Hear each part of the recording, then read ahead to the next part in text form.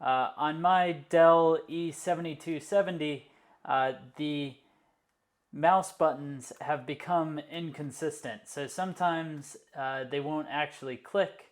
Sometimes if you hit the right click, it'll come back and then you can get a click out of the left click side. But overall, it hasn't been consistent. So what I'm going to go ahead and do to fix that is I'm actually going to replace it with a new button pad. It shouldn't be too bad, but I want to walk you through how to do this. I will have everything linked down in the description below if you need to do this for your own. So sit tight, let's tackle it. We'll first go ahead and just hold down the power button and power the computer all the way down. This is easy enough done that way when your mouse isn't working. If you flip over the computer, you're going to have 3 screws on each of the sides and then 2 screws in the center. These you're going to want to go ahead and undo. That's what's going to allow you to get the case off of the back of the computer. The case should pretty much come right off. And in the back of the computer, or on the underside of the computer here, our keypad is actually right about here. So we want to go ahead and take our battery off. Now to do that, you're going to have this little controller, which you can pick up. You'll see that's taped to the battery. So at this point, the battery is just going to have 2 of these fixing screws. And so lefty-loosey on that. Make sure you take the screws and put them in a nice safe spot. You don't want to lose these.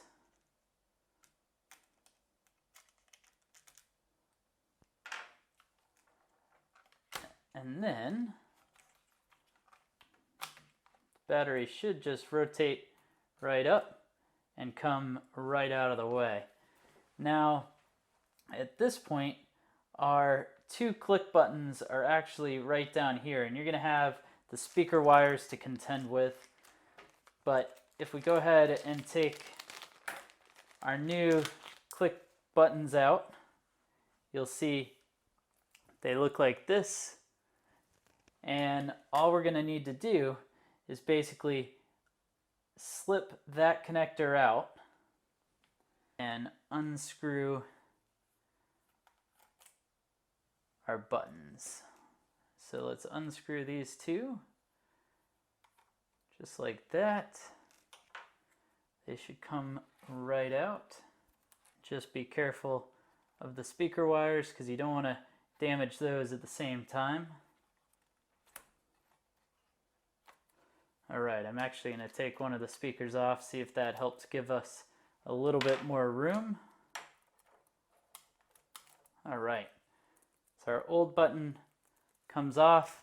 This one may actually be damaged. Our new one is going to slide right back into place, and now you're going to need to sort of rotate it down into place. It's actually got 2 little clips there. And then if you flip up, there's a little black lever here. Go ahead and flip that up. That's actually going to give the spot to be able to put our wire in, and then you can lock it down. So now you can take your 2 Phillips head screws,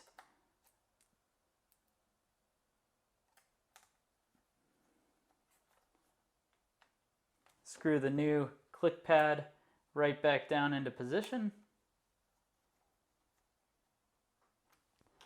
Go ahead and take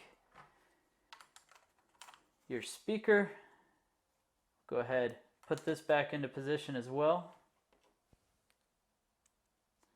Now keep in mind this would be a good time to be able to do some cleaning on the underside of the computer too while you're at it. So I dusted the computer off pretty well. Now we're good. So we'll go ahead and take our battery. I'll place this right back into place. So the battery hooked in.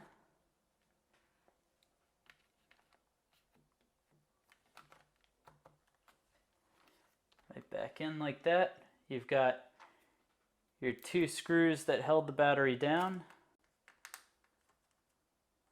Screw right into place.